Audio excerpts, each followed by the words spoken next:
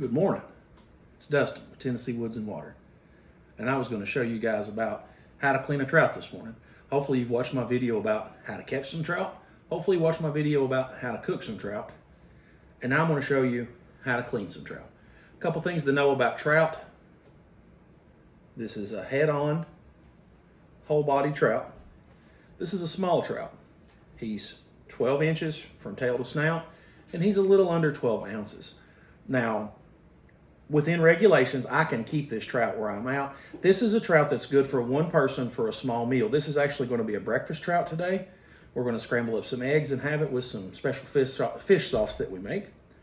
But this works for all trout. He's really not big enough to fillet, so this is how we do it. It's a quick and easy method. You really only need one tool, which is something sharp. I'm using a fillet knife because I'm at home. It can be anything you can find. I usually fillet mine at the river, but we only have one. We threw him on ice and brought him home. Very simple. So now be careful because the trout are slick and the knife is sharp. I grab him right here in front of the back, in front of the fin on the back. I grab him here. So it's a good meaty spot to hold your trout. Right here at this last fin, you'll see they have a small hole that's already there for you. Now remember, when you're cutting an animal, you never want to start jabbing with a knife. You want to make as little an entry as possible. So I'm going to take my knife almost flat, go in that little bitty hole right there, and just push and work it up. My knife's dull this morning, so it's not as easy. Forgive my bad hair. I just getting started, wanted some breakfast. So now I'm having to take the knife in deeper than I want to. I was in a hurry. I didn't bother sharpening it. If I was going to do more than one trout, I'd probably sharpen it. But at home, sometimes I don't care. So that's all. I've made my hole from here to here. As far as it'll go, you run into the gill plate, you'll feel it. Now, this is the kind of nasty part. I'm going to start getting the guts out. Nothing to it. Watch out when you're putting your finger in here because sometimes up near the front, there'll be a hook in there.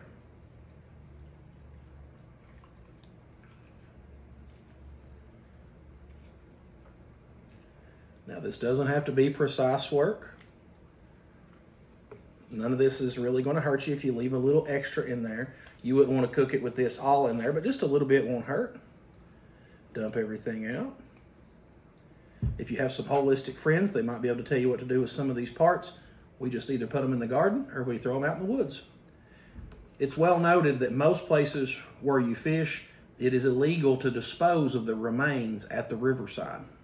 So just keep that in mind.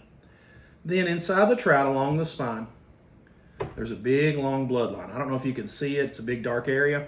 I take my thumb and I just push that open is all. And then this is a little, kind of nasty. It's blood, it's bloody. So then what I'll do when I'm done with this,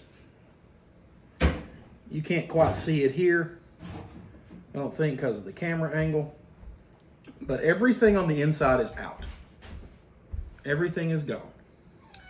So what I'll do in just a minute is I'm going to take this over to the sink, run some good cool water over it, then I'm going to prepare it for breakfast trout. All right, guys, so here he is.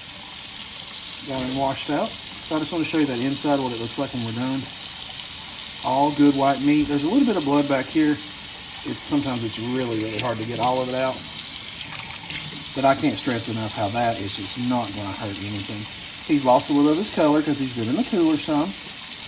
But now we eat, like I said, we eat them whole, head on, because it's just easier for us and we peel the skin off. Well, thank you all for watching. This trout we'll just coat it with oil, salt, and pepper. I'm cooking it for my son, and if he wants it, I'll even put some breakfast seasonings on it like sage. And then we'll either put it in the oven and let it blister on broil, or we'll put it on the grill and let it blister. Oh my gosh, I can't talk this one, it's too early. Or let it blister. And this guy only needs to cook over a high heat source. He'll only need to cook for 3 to 5 minutes, just enough until they blister. Thought my cats might get in the video smelling this trout, but they didn't. Once again, this is Dustin with Tennessee Woods and Water, telling you to get out there and find your fun. Now, don't forget to hit that like and subscribe. See you on the river.